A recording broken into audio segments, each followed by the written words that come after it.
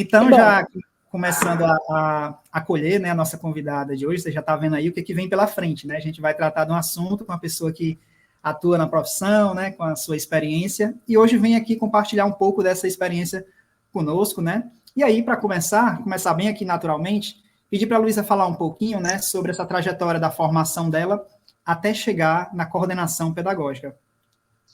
Pronto, Arthur. Eu vou tentar ser o mais breve possível, porque, na verdade, a minha trajetória, ela iniciou há um certo tempo atrás, né, que eu não vou dar datas para não comprometer a minha idade, mas eu iniciei na educação, participando de um concurso no interior do estado do Ceará, né, para monitor de criança, né, e a minha primeira experiência com a educação foi berçarista. Eu iniciei lá com os bebês e tal, e fui pegando gosto pela educação. Nesse período, eu já estava cursando, né, história, já estava na faculdade, já estava entendendo um pouquinho desse universo.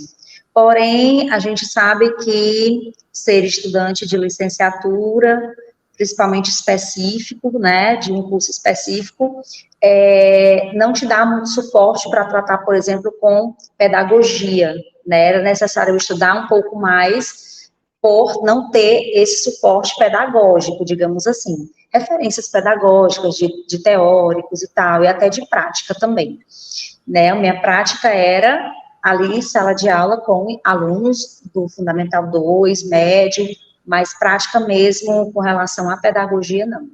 Então, meu início foi assim, como berçarista.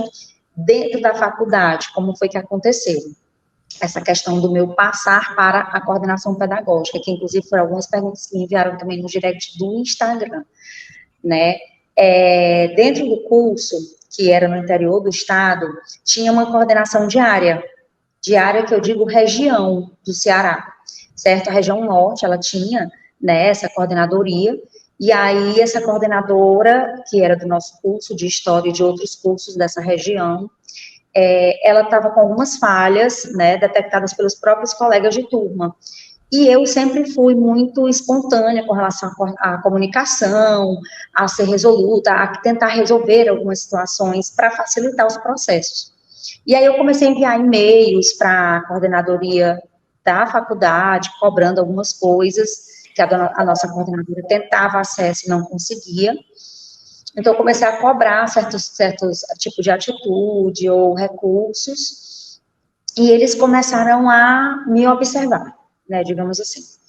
E aí, nesse interim, eu comecei a observar também que os meus colegas já não iam mais para a coordenadora. Eles vinham a mim para eu entrar em contato, né, lá com o Instituto, para que eu pudesse resolver o que estava faltando. Coisas pequenas, né? O cabo do data show está com defeito, vamos trocar. E ela não providenciava isso com tanta brevidade, eles acabavam pedindo para eu enviar e-mails e solicitações. E então, foi assim que durante um encontro científico, eu fui chamada, né, pela diretoria do Instituto, e eles falaram, olha, a gente nota em você um certo potencial, né, de liderança, de comunicação, de assertividade na observação, né, de visionando no caso, né, porque eu acho que isso é muito de professor e de quem trabalha com educação, ser um pouco mais visionário, ver o que pode já acontecer lá na frente, né, já prevendo algo. E aí a gente acha que você tem isso, você não quer vir com a gente para somar e tal, e aí eu aceitei a coordenação acadêmica. Eu não tinha experiência alguma com coordenação, né, e eles falaram, não se preocupe, a gente vai te orientar, você já tem isso, né, já está fazendo esse trabalho sem sentir, na verdade, e vai ser fácil para você. Ok. E isso era em Sobral. Eu morava em Chaval, que era a cidade do interior do estado do Ceará, e trabalhava em Sobral, e também no município de Chaval, como concursada berçarista. E fui aceitando as propostas que vinham a mim para de evolução mesmo dentro da própria área de sala de aula, digamos assim. E aí eu fui para o infantil, passei pelo Fundamental 1, com salário reduzido, como de auxiliar, mas aceitando proposta de funções de professora, para que eu pegasse o quê? Experiência, né, engajamento com o pessoal ali do município, e fui evoluindo, né? Dentro disso, chegou a minha formação enquanto historiadora, e aí eu retornei para Fortaleza. Chegando em Fortaleza, eu, como todas as pessoas que estão necessitando de emprego, coloquei currículo para vários tipos de área, não somente para educação. Mas já colocando também como professora de história em algumas escolas, fiz teste, seleção, a gente sabe que é bem complicado, porque a seletividade de profissionais está cada vez mais complexa, né, mais exigente.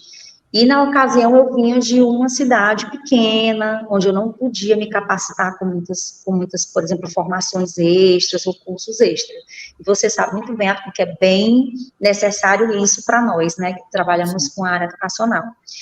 Então, depois de um tempo, trabalhei com projetos culturais na Secretaria de Cultura, também trabalhando com essa questão da minha formação histórica, né, de história, aliás, e aí o pessoal começou também a me observar e falou, olha, vem com a gente também desenvolver projetos culturais, né, para a Secretaria de Cultura de Fortaleza, do Estado e tal. Então, eu fazia essa escrita de projetos, né, para angariar o quê? Angariar fundos, né, para grupos culturais, trabalhando aí com a Lei Rouanet também, né, com os editais de cultura.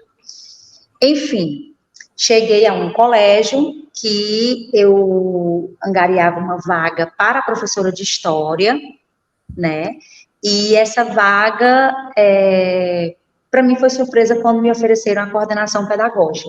A minha experiência com o nível acadêmico superior foi o que me levou à coordenadoria do Fundamental Anos Finais de um colégio, né, aqui de Fortaleza, e aí eu tive